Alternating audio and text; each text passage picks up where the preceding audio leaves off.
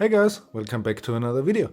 Today we are going to engrave some business cards, and we are going to do it in a way that's ready for mass production. We're going to create a stencil board that we can use to position our business cards without the need for a camera in our laser engraver, and that way you can do this in every piece of engraving software that you have without the camera, and it's still giving you perfect positioning and enables you to do a lot of these in one go. Let's see how this all works.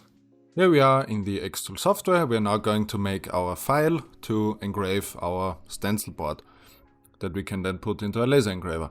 For this, first of all, you will need to take your particular business card, because as I basically read online, there are different shapes in different parts of the world.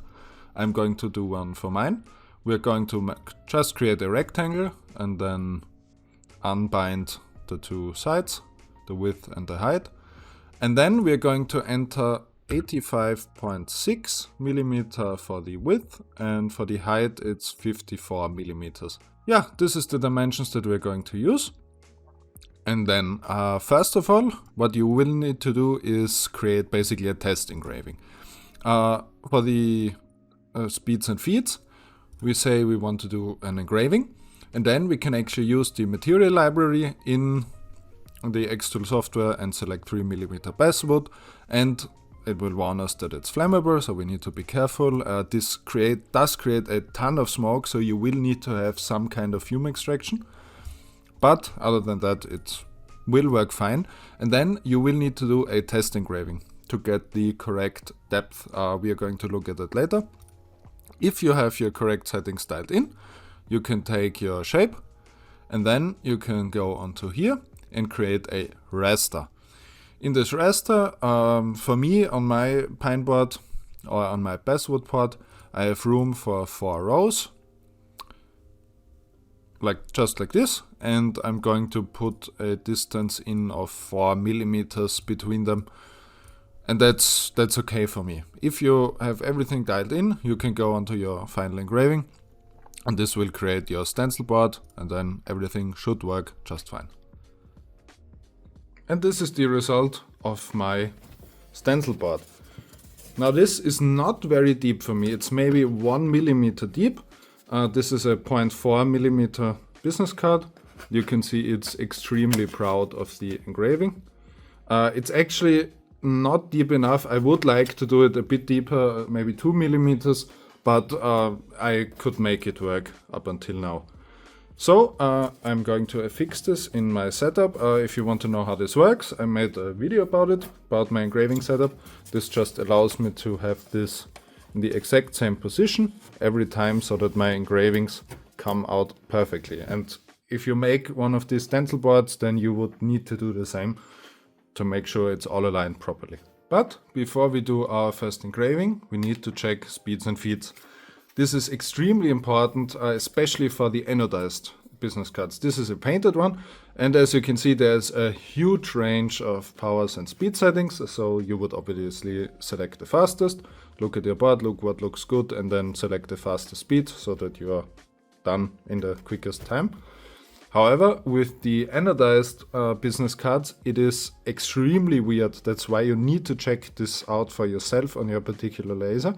As you can see, it's not just the power to have the laser power, it's also the speed. You need a ton of speed in order to get a good engraving. However, it sometimes leads to these wiggly lines. I haven't seen this behavior on any other material. I don't know why, but yeah, that's how it is. Here on the slower speeds and lower power, it leaves this sort of bending, and I need basically 100 to 120 millimeters per second of speed and a high amount of power, so over 5 watts. I have a 10 watt laser. So with a 5 watt laser, it is probably not possible to get a good engraving. You would need a more powerful one. But now that we have our speed settings dialed in, we can just position our business cards. And for this, once you have everything affixed, you can just take your card and place it into your frame like this. And then you can just put other cards right next to it, It is a bit fussy and you need to kind of make sure you don't bump it, but just like this, and you can fill up your whole board. And then we can go on to the engraving. Now that we are done with our stencil board, we can create our business cards. Now I'm just gonna show you how to do this in here. This is the exact same file that we just used to create our stencil board. I'm just gonna do something quick here. Gonna take a few symbols from this, and we just say we are gonna not make a business card, we're gonna make like a fun engraved card that you can give away. Now that it's going to be spooky season, we are going to make one that's called Spooky Time. To create the file, we are going to use all the elements that we just created. If you made a business card, that would be, you know, your address, your contact information, maybe a logo on the side. And then you will select one of them, hold Shift on your keyboard, and while holding Shift, select all of your symbols. Then you can go up here and you can create a group. What this means is that these are all connected in the same position where you just created them. So now we have a few options how to put this in a raster. We can, if you have a very small board, you can just Control C, Control V, and then put this in your other one. Make sure it is centered. It always needs to be centered. And then you can just repeat the steps for all the other parts. If you have a larger board, what you can do, it's a little bit of a trick.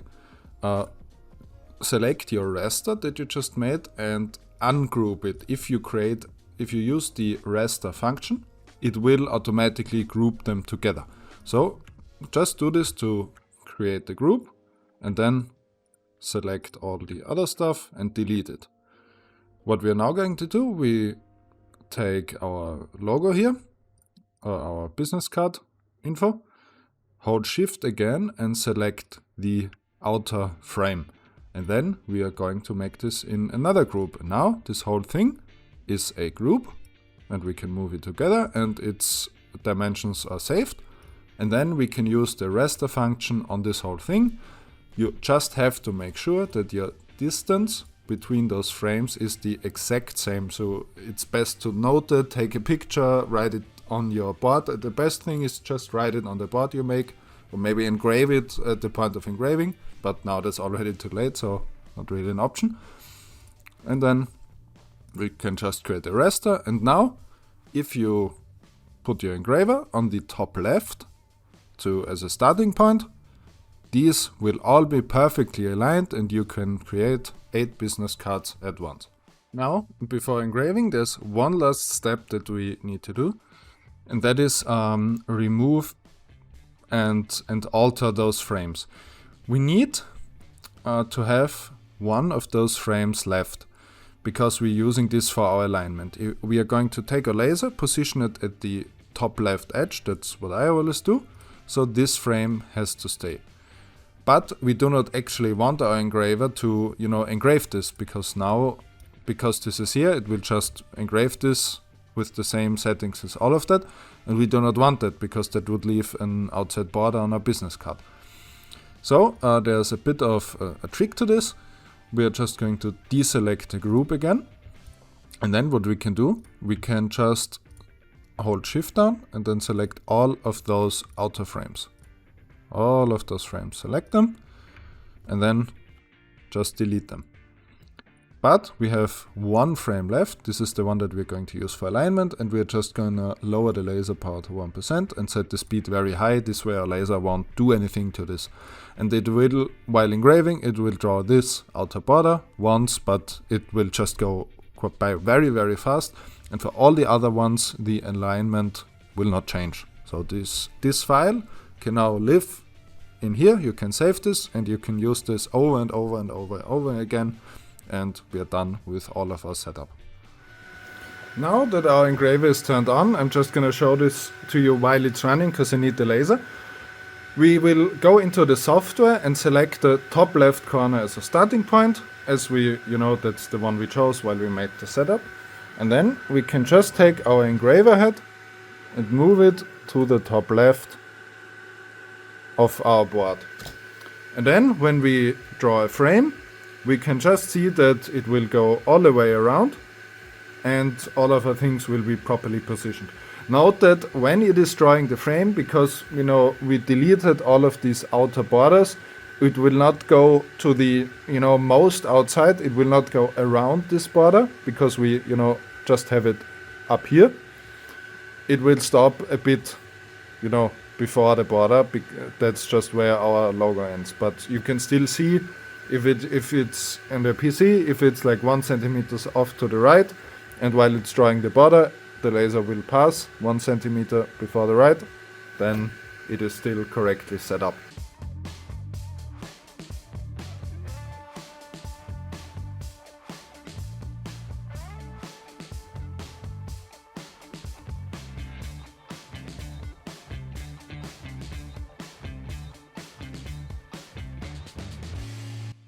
And these are the results of the engraving. Now the positioning, as you can see, worked out perfectly. Everything is just as it should be.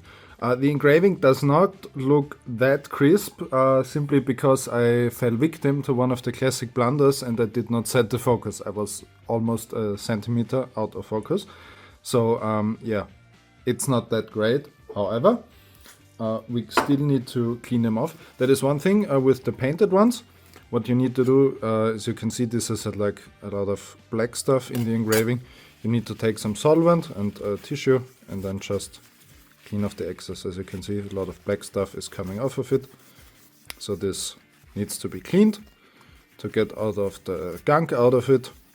And then it should look a bit nicer than this. It should be, like on the test card, a lot more bright. But yeah, if you don't mess up your focus, it will look great. These are very nice, the 0.4 millimeters. The 0.2 millimeters, this is what I got right here. These are a bit too flimsy, they bend very easily. I don't like them. But the 0.4 millimeters are great. This is a great thickness, not too thick. The anodized ones, obviously, this is like almost like a statement piece. It is super thick. And the fact that it's not painted but anodized also makes it look quite a lot better, I think. I really like this, but yeah. The anodized one also is very nice. It is almost like a statement piece. It's very, very thick, 0.8 millimeter. And the fact that it's anodized and not painted also makes it look a bit cooler, I think. However, it is almost like a bit too thick to put it in your bag or in your wallet or something, because yeah, it is something. But the 0.4 millimeters ones are great, and as I said, are very easy to engrave as long as you put your settings right and focus your laser. That was it for this video. I hope you liked it. I hope you learned something. If you did, then consider subscribing and giving the video a like, and then I will see you on the next one. Bye bye.